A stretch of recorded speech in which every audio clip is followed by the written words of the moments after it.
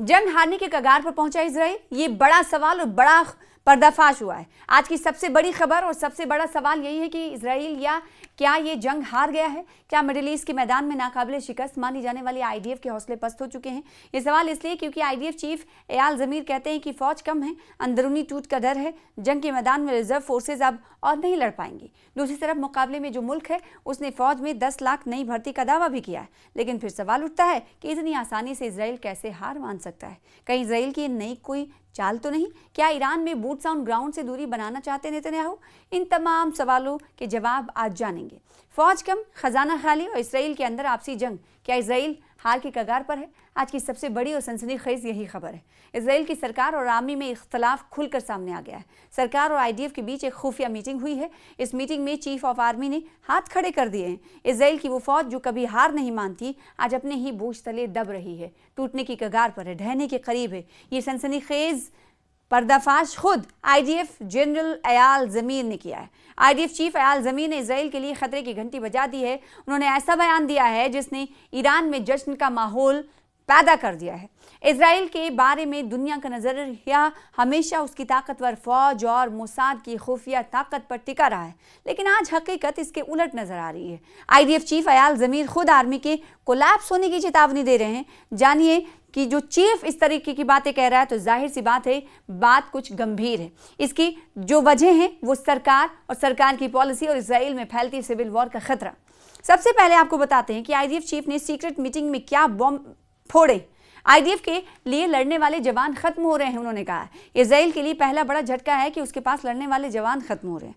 IDF chief एयाल ज़मीर का कहना है कि उन्हें फौरन 12,000 लड़ाकू फौजी यानी कॉम्बैट सोल्जर्स की जरूरत है। महीनों से जारी जंग में फौज को इस कदर थका दिया है कि अब उनके पास मोर्चे संभालने के लिए ताज़ा दम फौजी ही नहीं बचे हैं, जिन फौजियों के दम पर इसराइल जंग लड़ता है। आईडीएफ चीफ के मुताबिक वो फौज बुरी तरीके से थक चुकी है। ईरान, लेबनान और गजा हर तरफ से घिरे होने की वजह से इजरायली फौजी बुरी तरीके से थक चुके हैं। चीफ की चेतावनी है कि फौज अब और दबाव बर्दाश्त नहीं कर पाएगी। फौज के चीफ ने साफ वार्निंग दी है कि इजरायली डिफेंस अब कोलैप्स यानी ढहने के करीब है। देश में सिविल वॉर का खतरा है। दूसरा पर्दाफाश ये कि इस वक्त इजराइल के अंदर सिविल वॉर जैसे हालात पैदा हो गए। हाल इजराइल के अंदर ही एक नई जंग छिड़ गई है। तकरीबन 66,000 कट्टरपंथी यानी अल्ट्रा ऑर्थोडॉक्स यहूदी, जिन्हें हरेदी कहते हैं, वो जंग में जाने से साफ इनकार कर चुके हैं। हरेदी वो होते हैं जो मजहबी तालीम हासिल करते हैं और इबादत में मशगूल रहते हैं। आपने अक्सर काले कपड़ों और लंबी दाढ़ी में जिन यहूदियों को देखा है वो हरेदी होते हैं। आम इजरायली पूछ रहा है कि जान हम दें और ये घर बैठे इबादत करें। इस भेदभाव ने इजरायली समाज को 2 हिस्सों में बांट दिया है, जिसके लिए आईडीएफ चीफ ने कहा है कि अल्ट्रा ऑर्थोडॉक्स यहूदियों को भी फौजी सर्विसेज के लिए कानून बनाया जाए। अभी हर इजरायली को कम से कम 3 साल के लिए फौज की खिदमत अंजाम देनी होती है, लेकिन हरीदी पर यह कानून लागू नहीं होता, उन्हें ये छूट मिली हुई है। और दूसरी तरफ ये है कि जो सबसे कड़वी हकीकत है कि देश का खजाना खाली हो रहा है। ये एक इजराइल का पैसा खत्म हो रहा है। इजराइल को इस जंग पर रोजाना 2,500 करोड़ रुपए से ज्यादा का खर्च आ रहा है। इसके अलावा लाखों दुकानदार, इंजीनियर और मजदूर अपने काम छोड़कर बॉर्डर पर बंदूक थामे खड़े हैं। देश की कमाई रुक गई है और खजाना खाली हो रहा है। तो आज इजराइल के सामने सबसे बड़ा सवाल है कि क्या जंग मैदान में हारने से पहले इजराइल अपने घर के अंदर हार रहा है? क्या इजराइल अब मोर्चे पर अंदर से खोखला हो चुका है? इजराइल में इस वक्त हालात क्यों खराब हो रहे हैं, उसे समझने के लिए इजराइल के समाज का पोस्टमार्टम करना जरूरी है। इजराइल के यहूदी समाज को समझना बहुत जरूरी है, क्योंकि आज की जंग और आईडीएफ चीफ एयाल ज़मीर के बयान के पीछे यही असली वजह है। इसे आसानी से समझने के लिए इजराइल के समाज को पहले 2 तरह से बांट कर समझते हैं, एक मजहबी और दूसरा नस्ली। पहले हम इन मजहबी ग्रुप्स को समझते हैं। इजराइल में मजहब को मानने वाले 4 बड़े ग्रुप्स हैं और यही सबसे बड़ा झगड़ा है। इजराइल के अंदर पहला ग्रुप हरेदी यानी अल्ट्रा ऑर्थोडॉक्स, यानी ये सबसे कट्टरपंथी यहूदी है। ये इजराइल का प्रिविलेज्ड ग्रुप है। ये कुल आबादी का लगभग 13% है। जहां एक आम यहूदी 3 साल तक फौज में जान हथेली पर रखकर लड़ता है, वहीं इन्हें सरकार से वजीफा यानी स्टाइपेंड मिलता है और ये पूरी तरह मजहबी पढ़ाई में डूबे रहते हैं। यही वो 66,000 जवान हैं जो फौज में जाने से मना कर रहे हैं और जिनके लिए नए कानून की मांग कर रहे हैं। दूसरा ग्रुप है दती रिलीजियस ज्यूनिस्ट होते हैं, ये मजहब को भी मानते हैं और इसराइल की सियासत और फौज में भी बढ़ चढ़कर हिस्सा लेते हैं। ये समझ लीजिए कि ये मजहबी नेशनलिस्ट यानी राष्ट्रवादी हैं।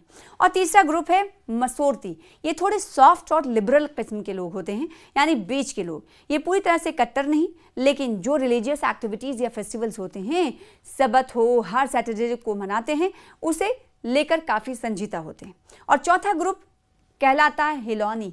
ये मॉडर्न और दुनियावी लोग हैं। ये मजहब को निजी मामला मानते हैं और इजराइल की इकोनॉमी और फौज में ज़्यादातर ये हिलोनी ग्रुप ही शामिल है। और इस वक्त यही लोग हरेदी यहूदियों से नाराज़ हैं। अब बात करते हैं इजराइल के उस समाज की जो नस्ल या एथनिसिटी की बुनियाद पर बटे हुए हैं। 1947 के बाद जब इजराइल स्टेट बना तो पूरी दुनिया से यहूदी यहाँ आकर बसने लगे और इनकी अपनी अपनी नस्लें और वही उनकी पहचान। अश्कनाज़ी यहूदी, सबसे पहले आपको अश्कनाज़ी यहूदी के बारे में बताते हैं। ये वो यहूदी हैं जो यूरोप के जर्मनी, पोलैंड और रूस से आए। इजराइल की सत्ता, अदालत और बड़ी कंपनियों में इनका बोलबाला रहा है। मिज़राही यहूदी वो जो मिडिल ईस्ट के इराक, ईरान, अब यमन और मोरक्को से इजराइल आए। आज इजराइल की आबादी में इनका बड़ा हिस्सा है। यहाँ आपको ये भी बता दें कि इजराइल के इतिहास में लगभग सभी प्राइम मिनिस्टर अश्कनाज़ी नस्ल के रहे। मिज़राही यहूदियों को अक्सर गरीब बस्तियों में रखा गया और अब मिज़राही यहूदियों का गुस्सा फूट रहा है। सफारदी यहूदी, अब बताते हैं आपको सफारदी यहूदी के बारे में। सफारदी यहूदी वो यहूदी हैं जो स्पेन और पुर्तगाल से मिलकर नॉर्थ अफ्रीका और अरब मुल्कों में बसे थे। इथोपियाई यहूदी सबसे ज्यादा दबे कुचले और मार्जिनाइज्ड यहूदी हैं। ये अफ्रीका से आए ब्लैक यहूदी हैं जिन्हें इजराइल में अक्सर नस्लवाद यानी रसिज्म का सामना करना पड़ता है। इजराइल के अंदर नस्लवाद का जहर भी दिखाई देता है। अभी इजराइल के हालात ये हैं कि सारे ग्रुप्स, चाहे वो मजहबी हों या नस्ली हों, इस वक्त मुसलसल जंग से परेशान हैं और इनका गुस्सा बाहर आ रहा है। इस जंग में इजराइल सिर्फ बाहर ईरान से नहीं लड़ रहा, बल्कि उसके अंदर अश्कनाज़ी बनाम मिज़राही और सेकुलर बनाम हरेदी की जंग भी जुड़ी हुई है। उधर इजरायली फौज का हौसला टूट रहा है।